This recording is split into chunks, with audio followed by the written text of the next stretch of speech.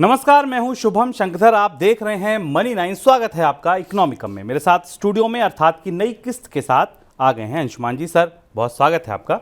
अंशुमान जी से चर्चा शुरू की जाए उससे पहले आपको बताते हैं कि आज इस शो में क्या क्या खास होगा।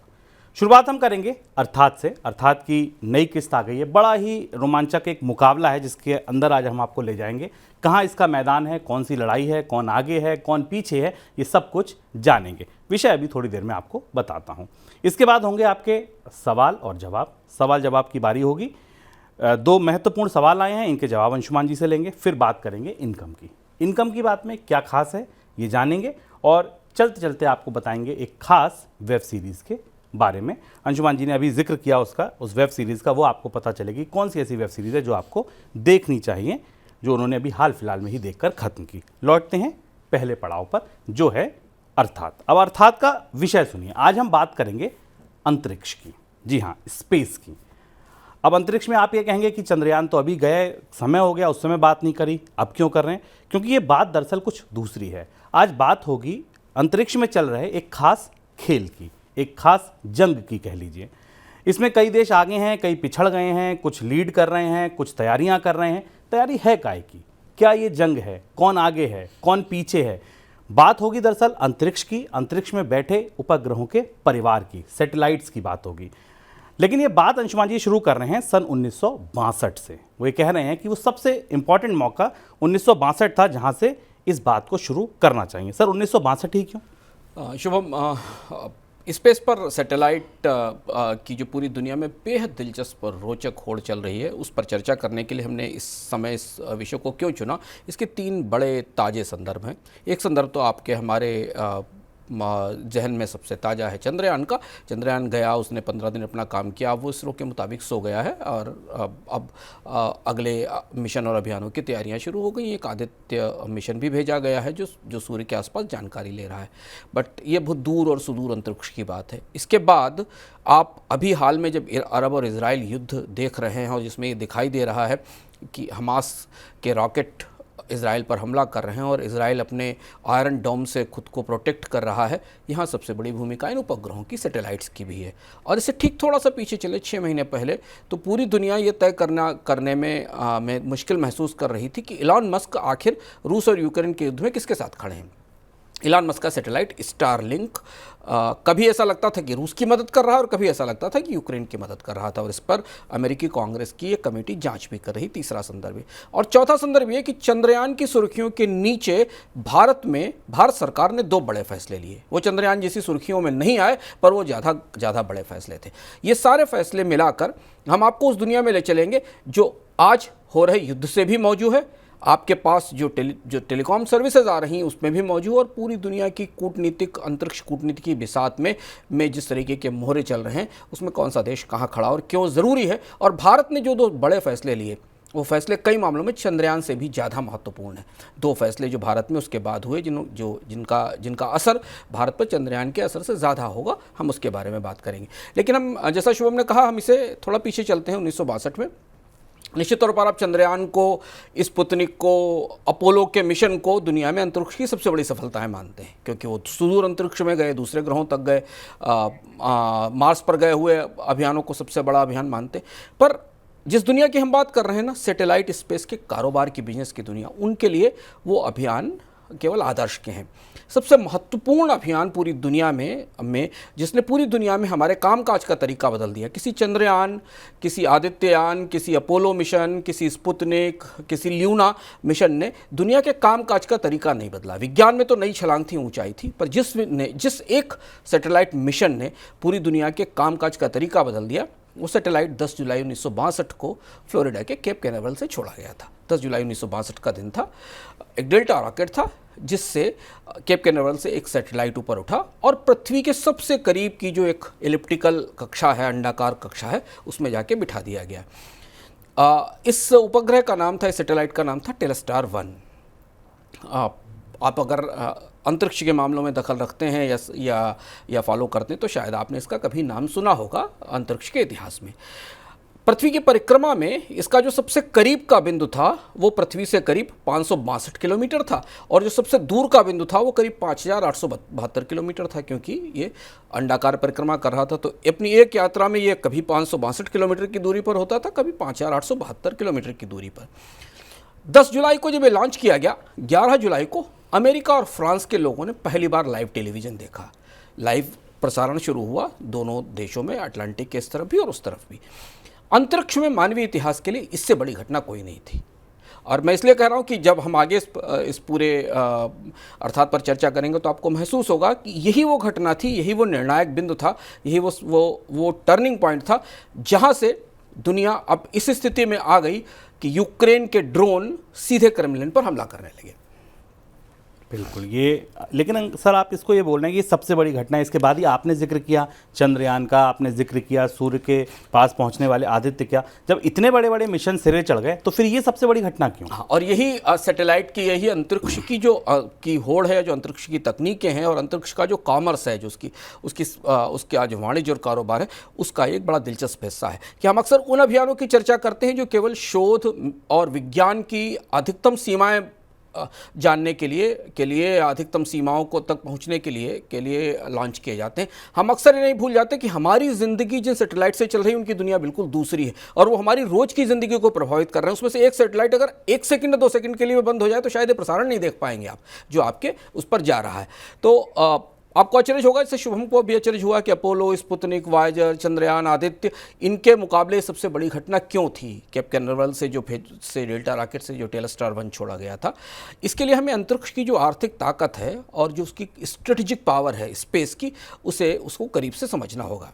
सुर्खियाँ भले ही अंतरिक्ष में सबसे दूर तक जाने वाले मिशन सुर्खियाँ बनाते हों, मंगल तक जाने वाले, चंद्रमा तक जाने वाले, सूर्य तक जाने वाले या वीनस के आसपास तक पहुंचने वाले, लेकिन दुनिया में कोई बड़ा बदलाव इतने ऊपर जाने वाले सैटेलाइट से नहीं हुआ।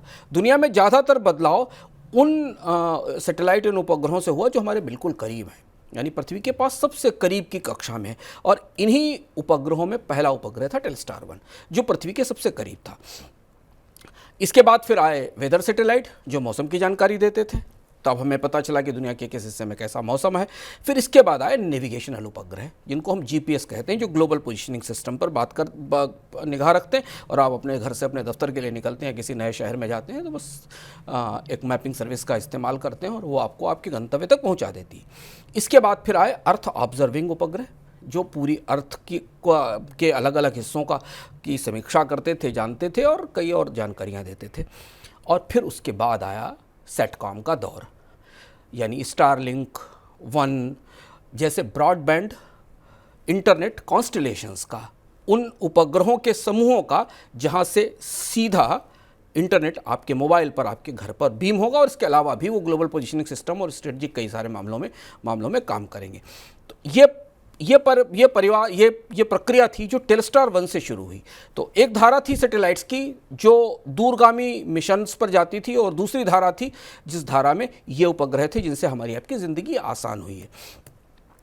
तो भले ही चंद्रयान बड़ी खबर थी भारत के लिए, मून मिशन एक बड़ी उपलब्धि थी, लेकिन अंतरिक्ष के मोहल्ले में इतनी ऊंची होड़ नहीं चल रही है। अंतरिक्ष के मोहल्ले में जो होड़ चल रही है वो पृथ्वी के बिल्कुल करीब पहुंचने की है। इसलिए भारत ने हाल में 2 फैसले किए जो चंद्रयान मिशन के बाद हुए, और ये दोनों फैसले भारतीयों की ज़िंदगी को प्रभावित करने के लिहाज से बेहद महत्वपूर्ण है और चंद्रयान से ज़्यादा महत्वपूर्ण है। पहला निर्णय यह था कि भारत सरकार ने एलन मस्क के स्टारलिंक को भारत में अपनी इंटरनेट ब्रॉडबैंड सेवाएं देने की इजाज़त दे दी। उसके लिए शर्तें तय की गई, उनको कुछ शर्तें पूरी करनी होंगी, कुछ सिक्योरिटी क्लियरेंसेस लेने होंगे, लेकिन स्टारलिंक भारत में अब आपके मोबाइल फ़ोन तक सीधे इंटरनेट बीम कर पाएगा, जिसको हम सेटकॉम कहते हैं। ये इंटरनेट की अगली पीढ़ी है जिसमें इंटरनेट वायर के जरिए या वायरलेस के जरिए नहीं, बल्कि सीधे सैटेलाइट फ्रीक्वेंसी बैंड के थ्रू आपके मोबाइल तक आएगा। और दूसरी और बड़ी बात जो सरकार ने कही, जो हमने अपने किसी मनी सेंट्रल में इस पर चर्चा भी की थी और वो सुर्खियों में दबकर कहीं चली गई, सरकार ने मोबाइल फ़ोन कंपनियों से कहा कि 2025 तक उन्हें अपने मोबाइल फ़ोन में भारत की नेविगेशन प्रणाली का इस्तेमाल करना होगा। यानी उनके मोबाइल फ़ोन्स के अंदर जो भी मैपिंग सिस्टम इंस्टॉल होंगे, जिनको देखकर आप सड़क और रास्ता ढूंढते हैं, उनमें भारतीय इसरो के बनाए हुए उपग्रह के सिस्टम का इस्तेमाल करना होगा। आप चौंकेंगे, आपको तो ये पता ही नहीं था कि आप जिस मैप के जरिए रास्ता ढूंढ रहे हैं वो या तो अमेरिका का सैटेलाइट आपको वो रास्ता दिखा रहा है, चीन का सैटेलाइट आपको रास्ता दिखा रहा है। हम आपको विस्तार से बताएंगे कि क्या हो रहा है। इन दो खबरों के पीछे, इन दो फैसलों के पीछे एक नई जद्दोजहद है जो इसरो की चंद्रयान वाली सुर्खियों से बाहर निकलती है। भारत अंतरिक्ष में दूर तक जाने की होड़ में तो काफ़ी आगे निकल गया, पर जो करीब का मामला था ना, पृथ्वी के करीब की कक्षा वाली, इस होड़ में कहीं पीछे छूट गया। ये वो जो बाजार था जिस बाजार पर भारत के जाने ना अनजाने दुनिया के बाकी सैटेलाइट सिस्टम्स ने उस मार्केट को अपने हाथ में ले लिया। जब चंद्रयान की सुर्खियां बनी तब उसके बाद ये प्रोसेस शुरू हुआ। तो आज भारत के पास अपना सेटकॉम सैटेलाइट नहीं होगा, प्राइवेट सेक्टर का सेटकॉम सैटेलाइट होगा, और यही वो मैदान है जिसका जिक्र आपसे शुभम ने किया था। सर, लेकिन ये पीछे छूट गया भारत, आपने कहा इस होड़ में पीछे छूट गया। हम जब उतनी दूर तक पहुंच गए, चंद्रमा तक पहुंच गए, दक्षिणी ध्रुव पे उतरने वाले पहले देश बन गए चंद्रमा के, तो फिर ऐसा क्यों ये पास की होड़ में कैसे छूट गए? यही दिलचस्प कहानी है, क्योंकि दुनिया में अंतरिक्ष की जो होड़ है, अंतरिक्ष में अपना स्थान लेने की, क्योंकि मुक्त अंतरिक्ष है, जो जहाँ चाहे वहाँ बिठा सकता है, वो होड़ दूसरे ढंग से लड़ी जा रही थी। जिस समय चंद्रयान भारत की सुर्खियों में था, चंद्रयान पर हम चर्चा कर रहे थे, उस समय अंतरिक्ष दुनिया में सबसे बड़ी पहली क्या थी आपको पता है? पहली ये थी कि दुनिया के विशेषज्ञ और रणनीतिकार और सैन्य विशेषज्ञ नहीं तय कर पा रहे थे कि एलन मस्क का सैटेलाइट कॉन्स्टेलेशन या सैटेलाइट समूह या सैटेलाइट्स की माला यूक्रेन की मदद कर रही है, रूस की मदद कर रही है। स्टारलिंक अमेरिका की कंपनी है। अमेरिका की सरकार इसे अपनी रणनीतिक जरूरतों के लिए इस्तेमाल भी करती है, क्योंकि स्टारलिंक के साथ पेंटागन का विशेष समझौता है। और स्टारलिंक का चूंकि दुनिया में इतना बड़ा नेटवर्क है कि वो दुनिया के हर हिस्से के चप्पे चप्पे पर उसके सैटेलाइट निगाह रखते हैं, तो अमेरिका की सरकार भी और अमेरिका का डिफेंस इस्टेब्लिशमेंट भी इसका इस्तेमाल करता है। पिछले साल जब युद्ध की शुरुआत हुई तब ये खबरें आई सामने कि इस सैटेलाइट की मदद से यूक्रेन की सेना रूस पर अचूक हमले करती है, और जो क्रेमलिन पर चर्चित कुख्यात हमला हुआ था ड्रोन्स का, यह माना गया था कि इसमें भी सैटेलाइट्स का इस्तेमाल हुआ था। लेकिन सितंबर के महीने में मस्क ने एक बयान दिया, एक ट्वीट किया, और उसके बाद पूरी दुनिया चौंक गई। उन्होंने ये कहा अपनी ट्वीट से, मस्क कई सारी बातें कहने के लिए मशहूर हैं, उनमें कितना तथ्य और तर्क होता है पता नहीं, लेकिन एक काफ़ी महत्वपूर्ण और सनसनीखेज बात थी जो मस्क ने कहा कि उनके स्टारलिंक सैटेलाइट ने ब्लैक सी में रूस के एक जहाजी बेड़े पर यूक्रेन के हमले को रोक दिया। उनके सैटेलाइट ने यूक्रेन की जो फाइटर्स जेट थे और यूक्रेन की जो मिसाइल सिस्टम थे उसको वो सिग्नल ही नहीं अवेलेबल कराया, जिससे कि ब्लैक सी में रूस का एक बड़ा बेड़ा निशाने पर आ सकता था।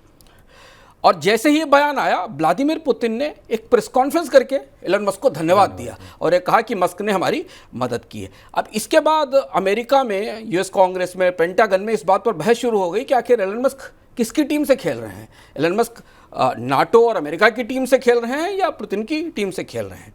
और ये इसलिए हुआ क्योंकि एलन मस्क ने पृथ्वी के सबसे करीब की जो कक्षा है, जहां से आप ड्रोन्स और मिसाइल्स को गाइड कर सकते हैं, जहां से आप आपके मोबाइल फोन्स को भी गाइड कर सकते हैं, और जहां से आप सड़क पर चलने वाले लोगों को भी गाइड कर सकते हैं, उस बाजार पर एलन मस्क का बड़ा दबदबा बन चुका है। तो ये माना जाए कि चंद्रमा और सूर्य और मंगल पर पहुंचने की बाजार तो ये है जिस पर कब्जा करना है। यकीनन होड़ ये नहीं है कि आप चंद्रमा पर और पे जाकर ऑब्जर्वेटरी बना दें। अमेरिका ने लंबे समय के बाद, रूस ने तो करीब 3 दशक बाद अपना एक मिशन भेजा चंद्रमा पर और वो ध्वस्त हो गया भारत के चंद्रयान से पहले।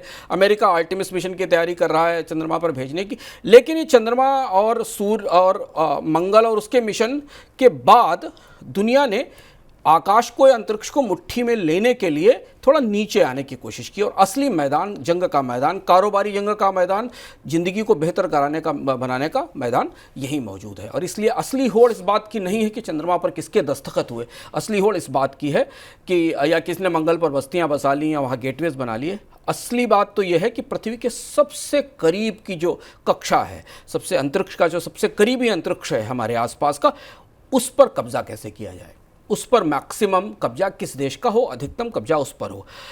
इसे आप अगर अंतरिक्ष विज्ञान की भाषा में कहें तो इसे मिड अर्थ ऑर्बिट और लो अर्थ ऑर्बिट कहते हैं। इन शब्दों का इस्तेमाल आप इसमें बार बार सुनेंगे, MEO और LEO। मिड अर्थ ऑर्बिट यानी जो बीच का ऑर्बिट है, बीच की कक्षा है, और लो अर्थ ऑर्बिट यानी जो पृथ्वी के सबसे करीब का है। दरअसल सैटेलाइट कई तरीके के काम करते हैं दुनिया में। उपग्रह मौसम की जानकारी देते हैं, आपके यहाँ टीवी के और बाकी तरीके के प्रसारण लेके आते हैं। लेकिन दुनिया अब जिन उपग्रहों पर billions and billions dollars, trillions dollar खर्च कर रही है, वे काम के लिए तैयार किए जा रहे हैं।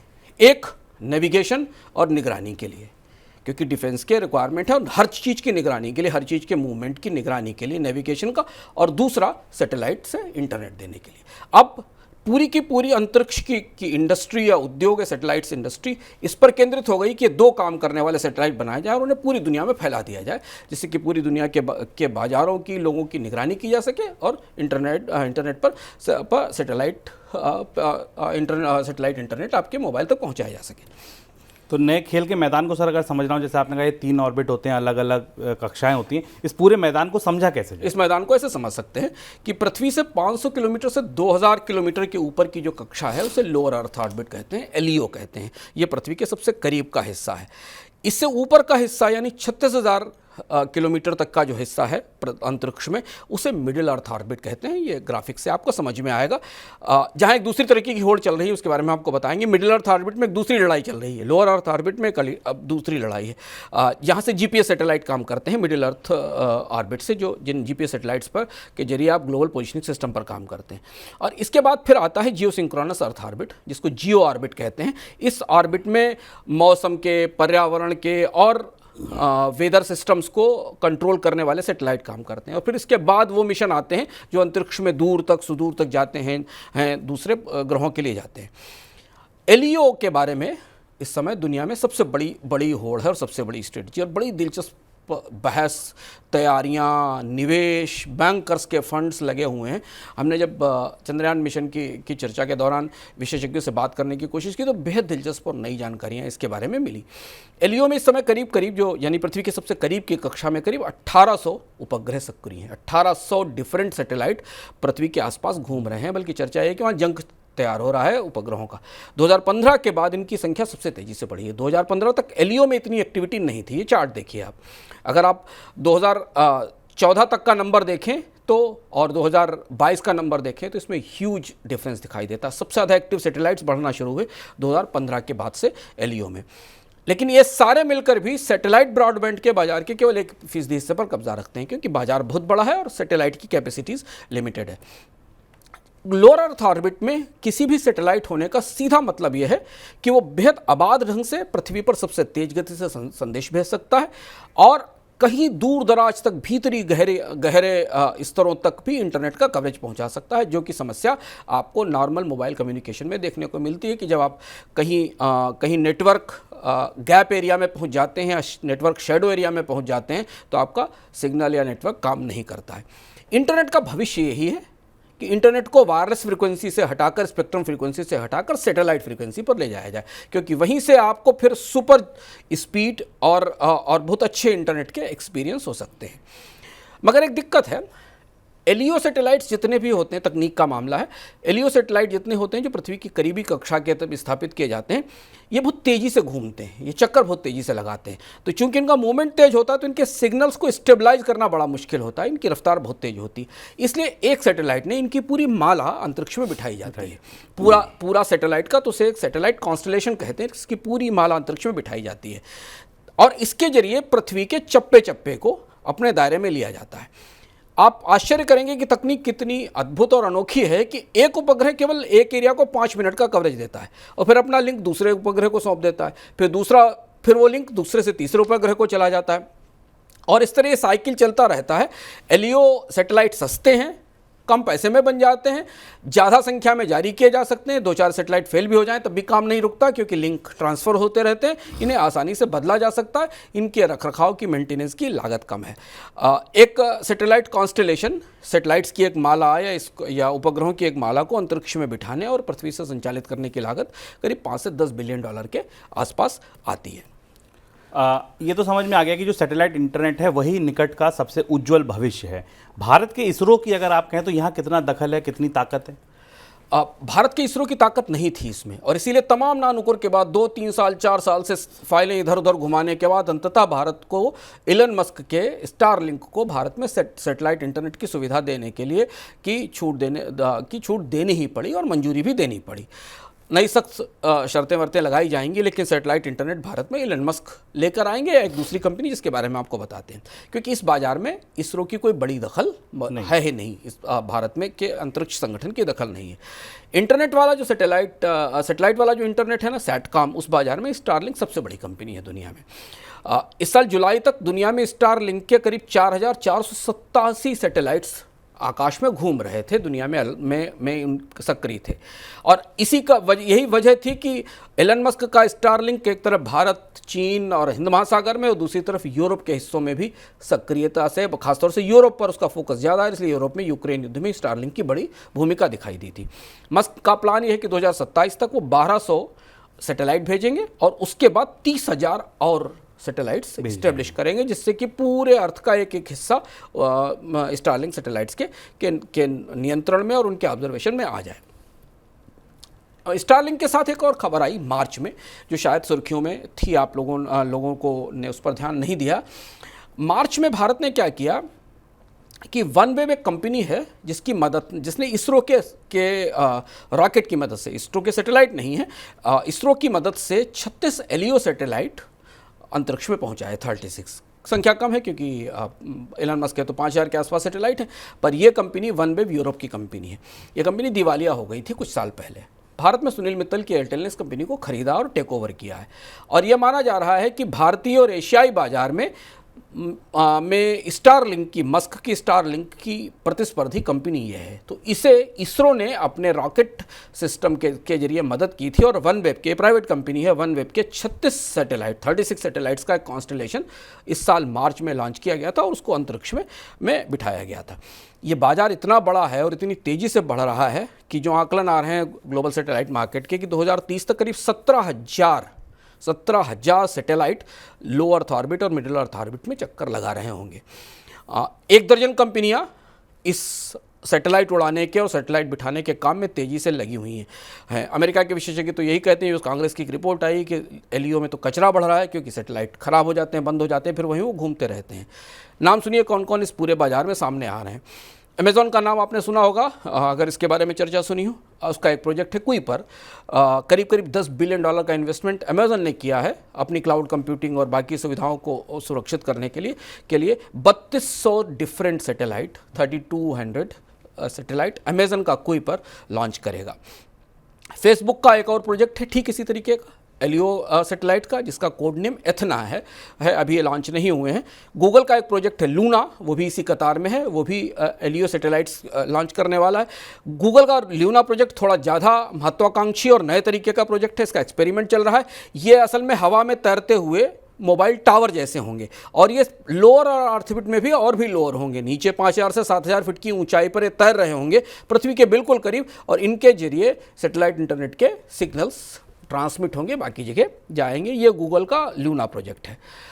बट जो ये ग्लोबल सैटेलाइट का जो मार्केट है 2031 तक का, इसमें मिलिट्री और कॉमर्शियल सैटेलाइट्स का अलग अलग रेशियो है, जिसमें कि कॉमर्शियल ज़्यादा बढ़े होंगे और मिलिट्री सैटेलाइट्स की होड़ भी काफ़ी तेज़ी से बढ़ रही है।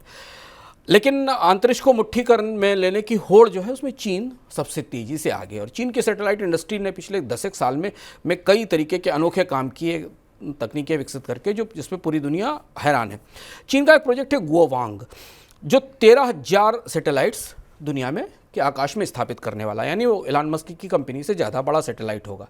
इसे बनाने के लिए चीन की 3 कंपनियाँ, 2 चीन की कंपनियां और वहाँ की जो सरकारी एजेंसी है, China aerospace science and technology corporation, जिसे CASC कहा जाता है, और इसके अलावा चीन की aerospace science and industry corporation CASIC, ये मिलकर बना रही हैं। चीन का ये कहना है कि जो 13,000 उपग्रहों के साथ पूरी दुनिया के हर कोने कोने की मैपिंग, जियो मैपिंग चीन के नियंत्रण में होगी, यानी चीन के सैटेलाइट पूरी दुनिया को कहीं भी देख सकेंगे। एक फैसले का आपने जिक्र किया, आपने कहा भारत की सरकार ने फैसला लिया कि भारत में इस्तेमाल होने वाले सभी मोबाइल फोन्स में इंडिया का नेविगेशन सिस्टम होगा। इसके तार भी कहीं यहीं से जुड़ते हैं। हाँ, इसीलिए ज़रूरी है, क्योंकि ग्लोबल सैटेलाइट नेविगेशन का मार्केट जितनी तेज़ी से बढ़ रहा है, वो चंद्रयान या अपोलो या लूना की तुलना में बेहद अलग है। और पूरे ग्लोब में जितना बड़ा नेटवर्क बन रहा है सैटेलाइट्स का, और ये मार्केट साइज़ देखिए, ये इस ग्लोबल एसईओ और एलईओ का मार्केट साइज अलग अलग रीजन में एशिया और में सबसे बड़ा मार्केट निकलने वाला और अमेरिका में सबसे बड़ा मार्केट निकल रहा है और भारत को इस बाजार में अपनी दखल चाहिए। इसीलिए भारत ने जिस फैसले का हमने जिक्र किया, जो चंद्रयान की छाया में कहीं सुर्खियों में नहीं आया, वो सबसे संवेदनशील था। जैसे भारत ने उसमें एक फैसला ये लिया, स्टारलिंक को तो खैर लाइसेंस दिया जाएगा भारत में सेटकॉम के लिए, पर दूसरा जो फैसला था वो बेहद संवेदनशील है और उसकी परतें हम आपके सामने खोलकर आपको बताते हैं। भारत सरकार ने एक आदेश जारी किया कि 2025 तक भारत के सभी मोबाइल फ़ोन में भारत का नेविगेशन सिस्टम इस्तेमाल होगा। अब ये कैसे होगा? पहली चीज़ तो आपको ये जानकर आश्चर्य होगा कि भारत के मोबाइल फ़ोन में भारत का नेविगेशन सिस्टम है ही नहीं, और आश्चर्य की बात है कि नहीं है भारत का नेविगेशन सिस्टम। और हम स्पिनॉज और बहुत सारी सिक्योरिटी रिस्क की बात करते हैं, पर हमें कौन देख रहा है, पढ़ रहा है, जान रहा है, हम आपको बताएंगे। लेकिन इससे पहले में देखते हैं कि अंतरिक्ष की सबसे करीब की कक्षा में, सबसे करीब की जो हिस्सा है, भारत पृथ्वी के सबसे पास का हिस्सा है, यहाँ कुछ ऐसा हुआ जिसमें भारत को महसूस हुआ कि ये मामला तो हाथ से निकल रहा है।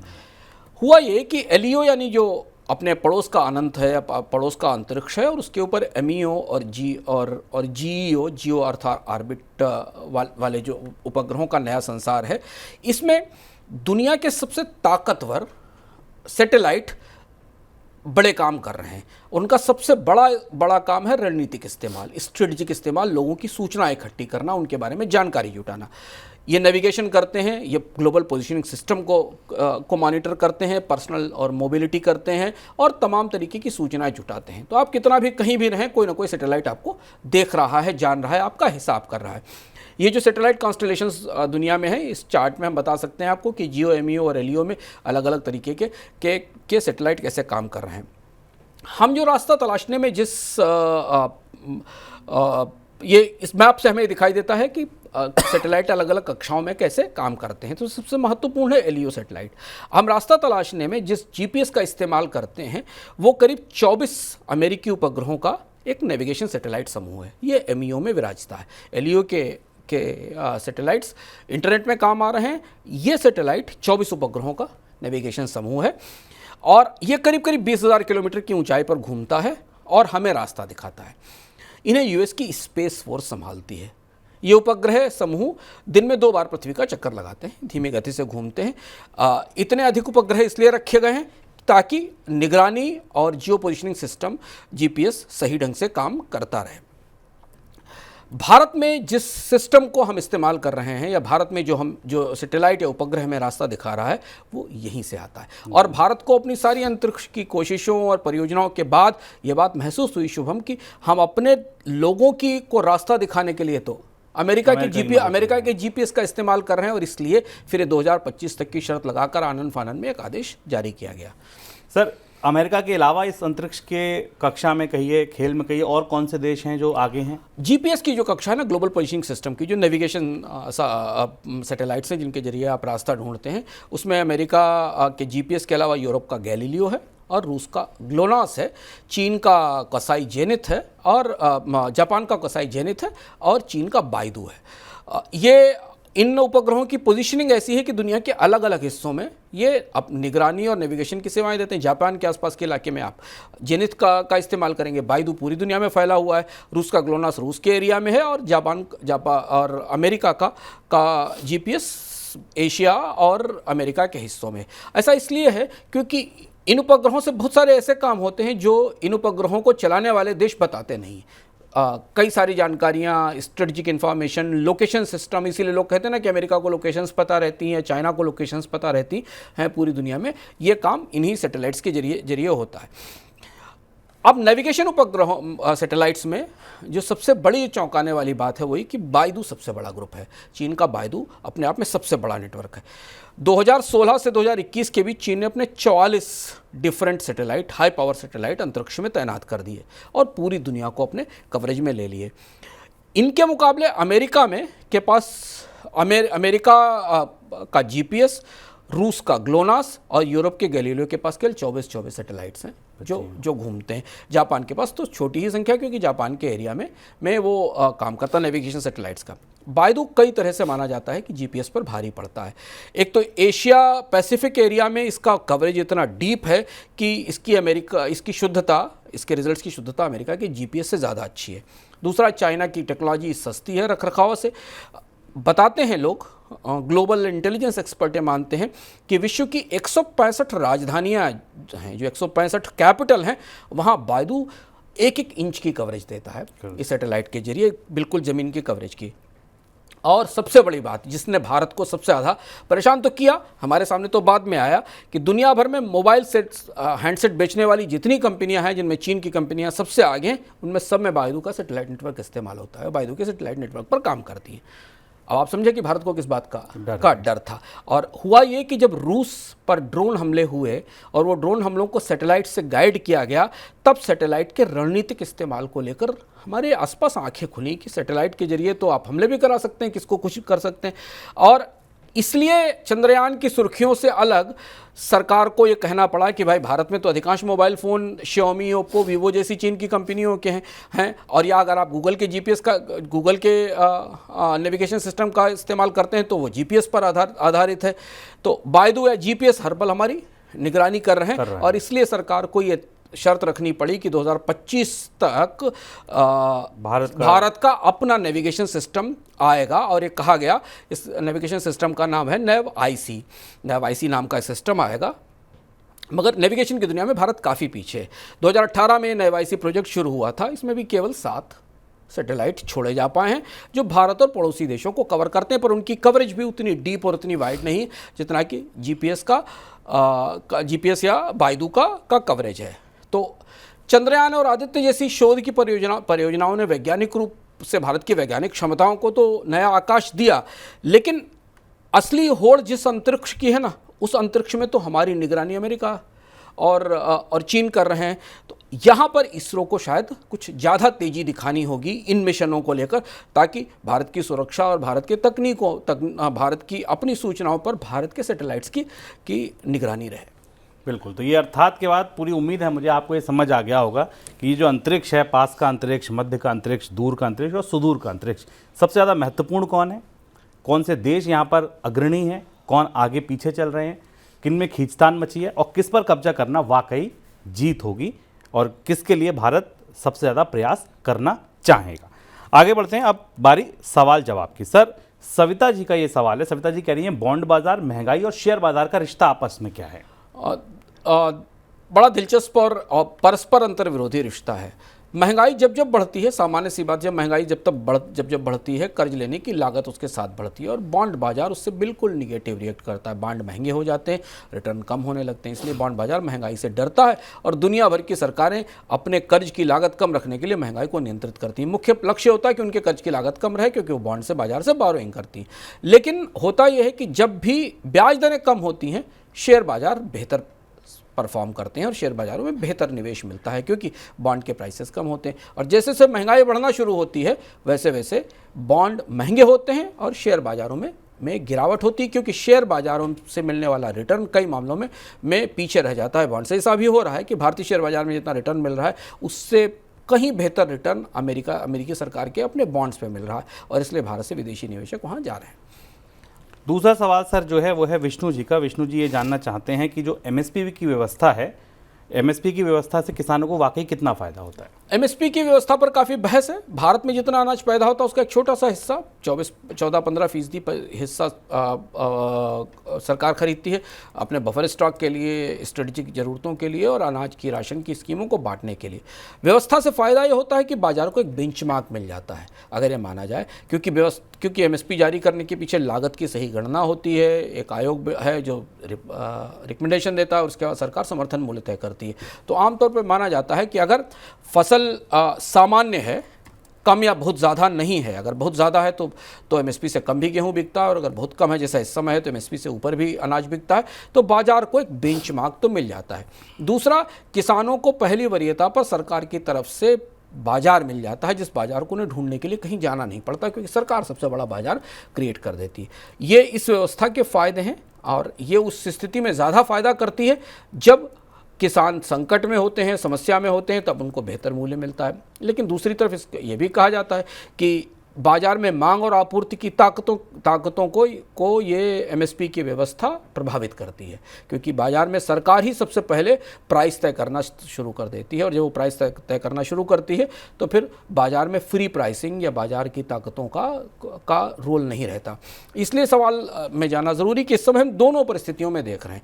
हमें देख रहे हैं कि बाजार की ताकतें बता रही हैं कि बाजार में अनाज की कमी रहेगी, और इसलिए समर्थन मूल्य के बाद भी किसानों ने सरकार को गेहूँ नहीं दिया, और पिछले अगले साल रबी का वो जो समर्थन मूल्य आया है उससे ज़्यादा महंगी कीमत पर गेहूं इस समय बाजार में बिक रहा है। अगली बात सर इनकम की बात में इस बार क्या खास है? जब आप ये देख रहे होंगे तो महीना बिल्कुल खत्म होने वाला होगा, आखिरी सप्ताह चल रहा होगा, और 1 तारीख को मनी 9 आपके लिए लेकर आता है। आज पहली तारीख है। हर महीने की पहली तारीख को हम आपको बताते हैं कि अगले महीने आप अपनी बचत, खपत, खर्च के लिए क्या करें, और अगला महीना तो त्योहारों का महीना होने वाला है। कैसे खर्च करें, कैसे बचाएं, किस तरीके के ऑफर्स में रहें, किस तरीके के ऑफर्स से बचें, इन सारी जानकारियों से लैस आज पहली तारीख है। पहली तारीख को मनी 9 के सुपर ऐप पर ज़रूर देखिए, ताकि आपको अपनी फेस्टिवल की प्लानिंग करने में, फेस्टिवल की शॉपिंग की प्लानिंग करने में, बचत की प्लानिंग करने में मदद मिल सके। और चलते चलते सर कोई वेब सीरीज़ बता रहे थे आप? हाँ, एक वेब सीरीज़ आई है, अगर नेटफ्लिक्स पर अगर आप लोग देखना चाहें। कंपनी थी, नाम लोगों ने सुना होगा, उस कंपनी का नाम था जूल। जूल कंपनी दुनिया में इलेक्ट्रॉनिक ई सिगरेट बनाती थी, जिसको कि वैप कहा जाता है वैप। और इस कंपनी को दुनिया में स्मोकिंग की एक नई लत डालने के लिए माना जाता है कि इसने किशोरों में, युवाओं में स्मोकिंग के नए तौर तरीके ईजाद किए थे। और ये कंपनी एक स्टार्टअप के तरीके से शुरू हुई थी, और फिर ये बिलियन डॉलर कंपनी हो गई। और फिर बाद में ये पता चला कि इस पूरे वेब के साथ दुनिया में बीमारियां बढ़ी, लंग्स की समस्याएं बढ़ी, और उसके बाद एक कंपनी कोलैप्स कर गई। The rise and fall of Juul big vape करके एक सीरीज़ है। बेहद दिलचस्प ढंग से और बेहद गहराई के साथ इस सीरीज़ पड़ताल करके बताती है कि कंपनियां अपने प्रोडक्ट्स को बेचने के लिए लोगों के स्वास्थ्य पर प्रभाव डालने के लिए कैसे कैसे तौर तरीके इस्तेमाल करती हैं, और कैसे एक बड़ी कंपनी तैयार हुई और उसके बाद एक्सपोज हो गई। और इसके बाद तो अब ई सिगरेट पर पूरी दुनिया में भी बैन है, अलग अलग जगह बैन हो गया, लेकिन जब तक नहीं था तब तक जूल एक बड़ा ट्रेंड, एक बड़ा फिनोमेना बन गई थी। अगर आपके पास समय हो और छुट्टियाँ हैं तो big web the rise and fall of joule जरूर देखी जा सकती है। तो ये था हमारा आज का इकोनॉमिकम। पूरी उम्मीद है आपको पसंद आया होगा। आप भी अपने सवाल, अपने सुझाव हमको भेज दीजिए। हम फिर आएंगे अगले हफ्ते रविवार सुबह 11:15 बजे। तब तक के लिए दीजिए इजाज़त। नमस्कार।